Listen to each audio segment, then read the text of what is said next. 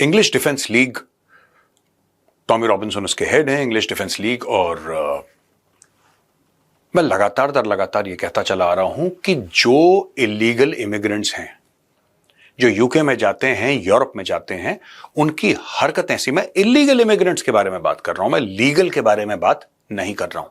जो कानून फॉलो करके जाते हैं, वेरी गुड, आपको जहां मर्जी जाना है जाओ।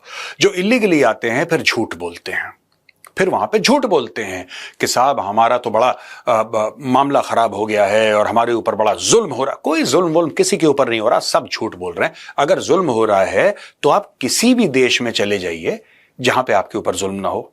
नहीं, इनको उन्हीं देशों में जाना है जहां पे सरकार बेरोजगारी भत्ता देती है, फ्री में हाउसिंग देती है, फूड स्टैंप्स मिलते हैं, यहां पे पहुंचते हैं। आपने देखा होगा, ठीक है। कई ऐसे देश हैं जहां पे इनके ऊपर जुल्म नहीं होगा बिल्कुल, लेकिन वो वहां नहीं जाएंगे। तो ये सारा का सारा, और मैं ये नहीं कह रहा कि सबके ऊपर जुल्म नहीं होता, होता भी होगा, ऐसी बात नहीं है कि नहीं होता है, लेकिन इसमें से 99% ऐसे लोग हैं जो झूठ बोल के, खासतौर से आप देखिए खालिस्तानी सारे के सारे झूठ बोलते हैं, हमारे साथ ये हो गया, इंडिया में हमारे साथ ये हो गया, फिर वहां पर जाके इनको बसना है और अपने गोरख धंधे फैलाने हैं। अब मैं आपको बताता हूं दोस्तों हुआ क्या है। यहां पे जो क्राउड थी, इसने बोतलें फेंकी, पत्थर फेंके, पुलिस वाले काफी इंजर हो गए। वहां पे दूसरी तरफ से भी एक बहुत बड़ी रैली निकली और उन लोगों ने बोला कि नहीं, ये लोग गलत हैं और ऐसा नहीं होना चाहिए। सो दो गुट आके वहां पे क्लैश नहीं हुआ उनके बीच में, वरना जाने चली जाती, खून खराबा होता। लेकिन fact of the matter is कि अब ये पूरा मामला यूके की स्पॉटलाइट में आ गया है, पॉलिटिकल स्पॉटलाइट में आ गया है। दोस्तों बहुत जरूरी है समझना कि हुआ कैसे ये और ये आगे कैसे होगा। हुआ कैसे, ये इतिहास है, आगे कैसे होगा ये मेरा एनालिसिस है। जैसा कि मैंने आपको अपने वीडियोस में भी दिखाया था, जो क्लिपिंग्स आपने शॉर्ट क्लिपिंग्स देखी थी, कि इतनी अति कर दी ना इलीगल इमिग्रेशन ने, इतनी ज्यादा अति कर दी, क्या वो संभालना मुश्किल हो रहा है, इतनी ज्यादा हो गई। अब उसमें क्या होगा कि जो लोग लीगली जाएंगे वो भी इसमें लपेटे जाएंगे। ये मैं आपको आज बता रहा हूं, ये होगा। और ये मैं कई सालों से कह रहा हूं, ये बात, ये आज की बात नहीं है, कई सालों से कह रहा हूं दोस्तों कि क्या होता है कि खास तौर से जैसे पाकिस्तान से, यमन से, सीरिया से, फिलिस्तीन से, लेबनान से, जो ऐसे देश हैं, फ्रांस में आप देखो, मोरक्को से, जब ऐसे देशों के लोग जाते हैं ना, तो क्या करते हैं वहां पे जाके, वो अपने ऑनक्लेव्स बना लेते हैं, वो अपने गेटोज बना लेते हैं, अपने इलाके बना लेते हैं, फिर वो अपनी चलाने की कोशिश करते हैं, इसको मारो, ये करो।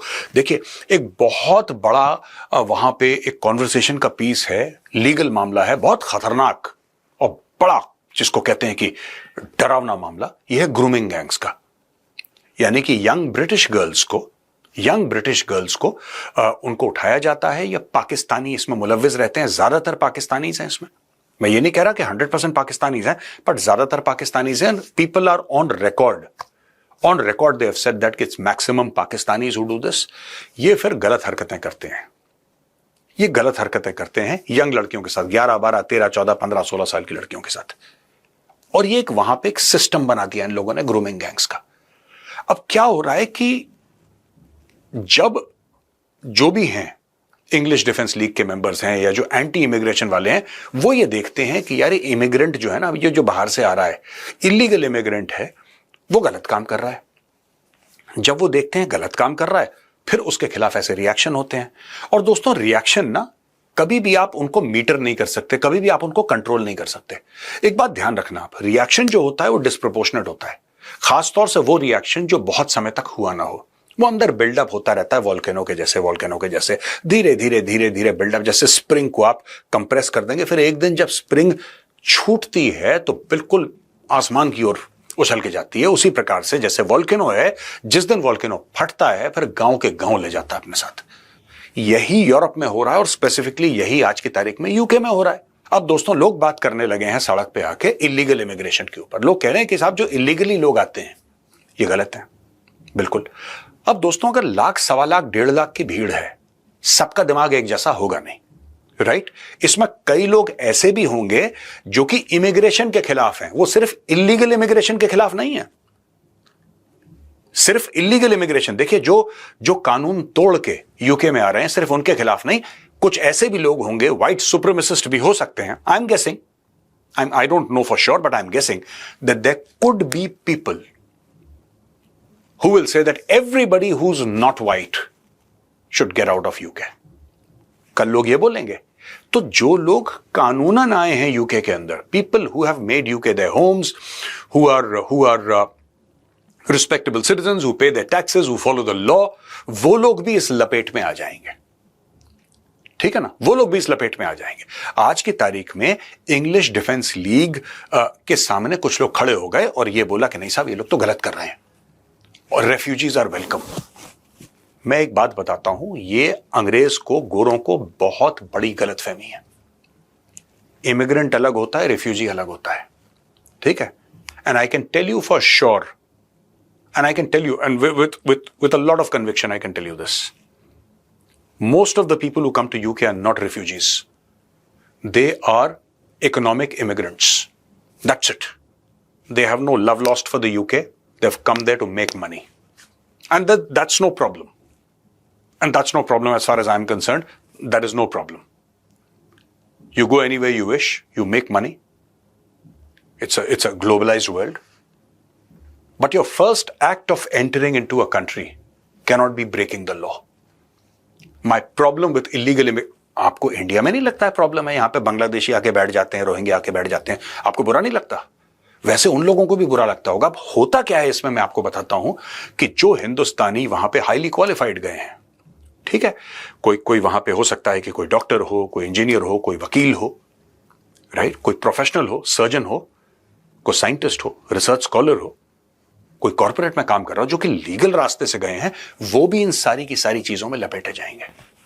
और ये होगा क्योंकि जैसा मैंने बोला, जब रिस्पॉन्स होता है दोस्तों, तो रिस्पॉन्स की फितरत है कि रिस्पॉन्स डिस्प्रोपोर्शनेट होता है।